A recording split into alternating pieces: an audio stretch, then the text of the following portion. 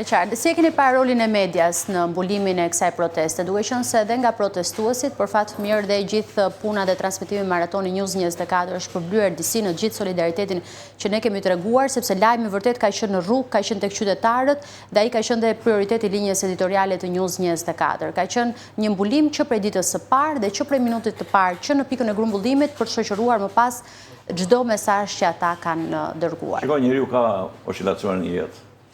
Po unë jam natyrë kritike. Edhe duhet të them të, si që ata vajza ime më rëmë, që e la ta plotëson të publiku. Ta është një televizion në vërtet, News 24 përgjigjin ata. E ta publiku, e vërtet. vërtet. Atëre.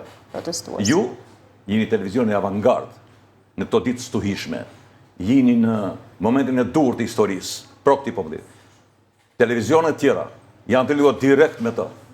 Ushtron presion dhe ta zguxojnë. I dërgojnë formalisht e japin sa episode të rëndomta sa për të largojnë.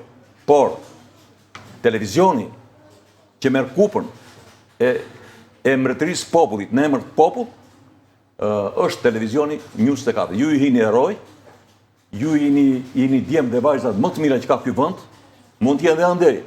Po kërcënimet, terrori që u bëjnë, presioni psikologjik e bën që ata të mos jenë krah popullit sot.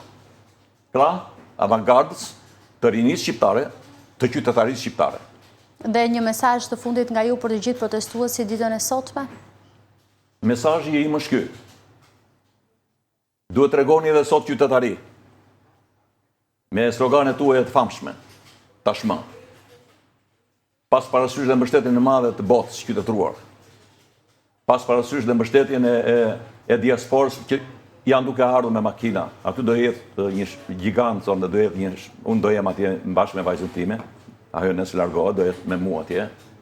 Edhe të ruajnë ngjaftosin sigurisht, por po i them një gjë, është njësoj si një rezervuar i madh dhe hapet një deliç kdheu aty dhe pasaj i shpërthen dhe nuk ka zot që e ndalë ta mbaj ujë në vend. Kështu është dhe historia e popullit shqiptar sot, në këto situata. Nuk ka askush, nuk del garant që të frenoj uraganin që mund të shpërthej nga sekondë në sekondë, mbasi ai këtë pres, ai do fshihet, jam i sigurt. Se nga ta burrash, edhe nëse janar, e la turmën, e la popullin, në mëshirë të fatit dhe shkoi u fshe. Ai po të ishte burr, shteti, që në kryej atje dhe ndalonte, mos afroheshin te kryeministria. Nonse ata s'kishin plumba, po ishte diktatori tjetër që qilloi mi ta, se u Trump, sepse plumbi ishi fundit. Kur qikosh vërtet që ata po vinë të po të vrasën, ishin ca legjin të Shqipërisë të parmatosur, dhe i ekzekutojnë me 4 pluma, i vrau. Që janë bërë ka gjyqje, ja ka hedhur përsëri dhe vazhdon. Pikërisht për këtë arsye është sot.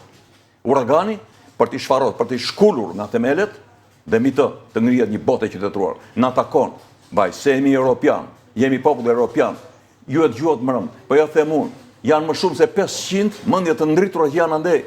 Dhe Shqipëria është katandisur të mediokër të ignorantë që nuk din të firmosin, që s'din alfabetin, ti marrësh, ti pyes nuk din alfabetin shqip. Kjo histori duhet marroj, është e turshme. E qartë, do të shikojmë ditën e sotme se çfarë do të prodhoj kjo protestë mbarkombëtare, pasi numrat, pjesëmarrja edhe diasporës ka ndezur debatin politik dhe publik në Shqipëri dhe sigurisht që ka lënë gjurmë dhe kësaj dhe ne po e diskutojmë ditën e sotme, por nëse do të mbetet në kuadrin e një revolte qytetare apo do të shndërrohet në një projekt politik, kjo mbetet për të parë në ditët në vijim. Mendoj që po unë mendoj që bollma. O sot, bollma. Do të ndjekim në News 24 dhe fillimin e kësaj proteste, në momentin që do të nisë, është lajmëruar në orën 19:00. Zoti Havari, ju falenderoj shumë për kohën tuaj dhe për këtë analizë dhe për këtë bashkëbisedim. Edhe unë ju falenderoj shumë që më dhat mundësitë dhe ju uroj suksese, jeni shumë krenar dhe populli ju respekton shumë. Ju falenderoj. Mirë, shkëputemi këtu për një hapësirë publicitare, ju falenderoj që na ndoqët.